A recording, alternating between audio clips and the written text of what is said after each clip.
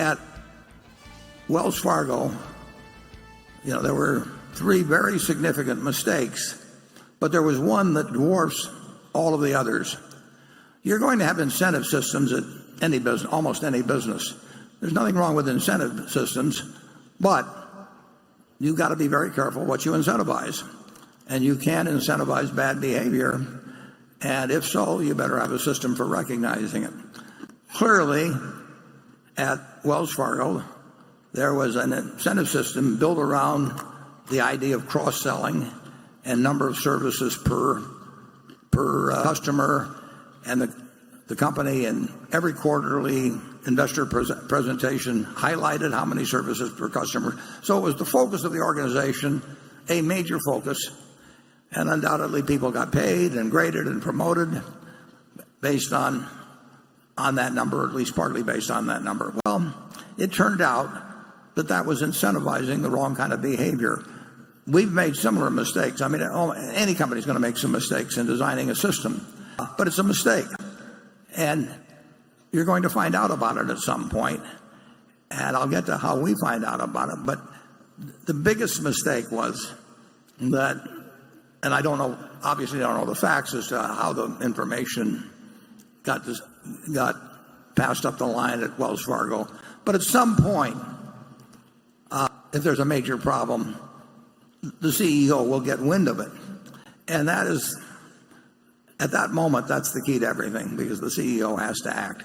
That Solomon situation that you saw happened because on April, I think, 28th, the CEO of Solomon, the president of Solomon, the general counsel of Solomon, sat in a room, and they had described to them by a fellow named John Merriweather some bad practice, terrible practice that was being conducted by a fellow named Paul Moser, who worked for him.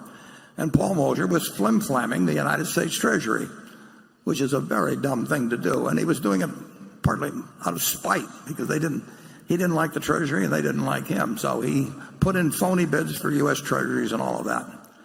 So on April 28th, roughly, the CEO and all these people knew that they had something that had gone very wrong, and they had to report it to the Federal Reserve Board in New York, the Federal Reserve Bank in New York. And the CEO, John Goodfriend, said he would do it, and then he didn't do it. And he undoubtedly put it off just because it was an unpleasant thing to do. And then on May 15th, another Treasury auction was held, and Paul Moser put in a bunch of phony bids again. And at this point, it's all over, because the top management had known ahead of time, and now a guy that was a pyromaniac had gone out and lit another fire, and he lit it after they'd been warned that he was a pyromaniac, essentially. And it all went downhill from there. It had to stop when the CEO learns about it. And then they made a third mistake, actually, but again, it pales in comparison to the second mistake.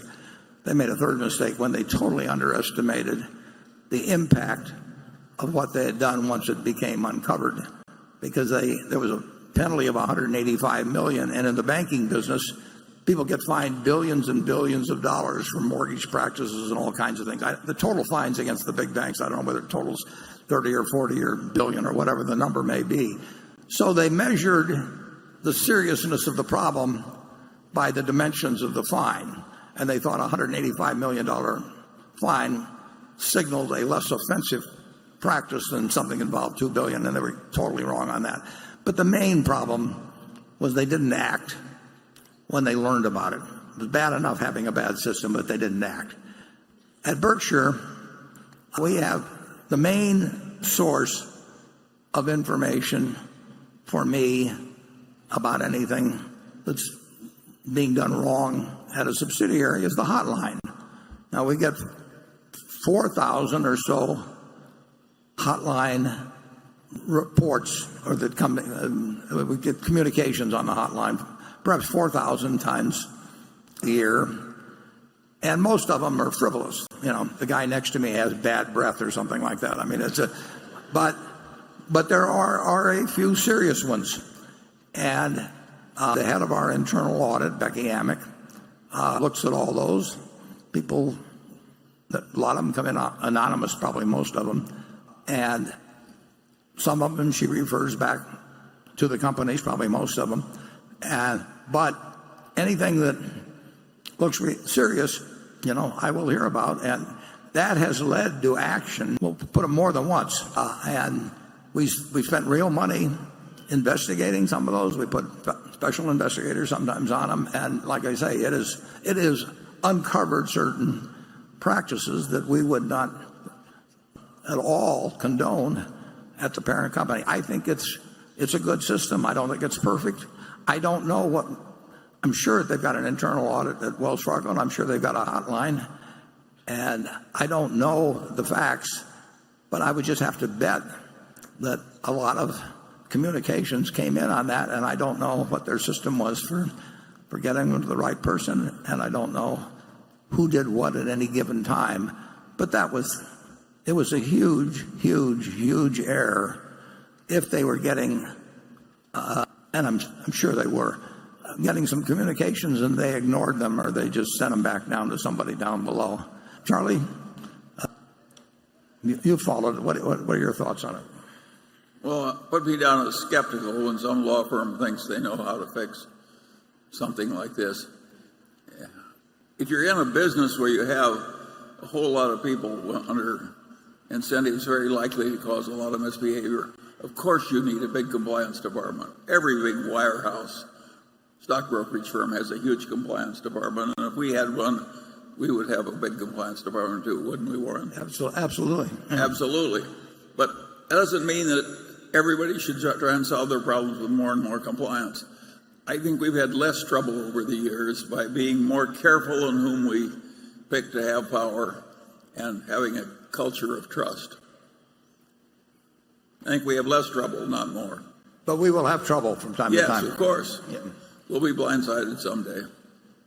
Charlie says an ounce of prevention. He said when Ben Franklin, who he worships, said an ounce of prevention is worth a pound of cure, he understated it. That an ounce of prevention is worth more than a pound of cure. And I would say a pound of cure promptly applied is worth a ton of cure that's delayed.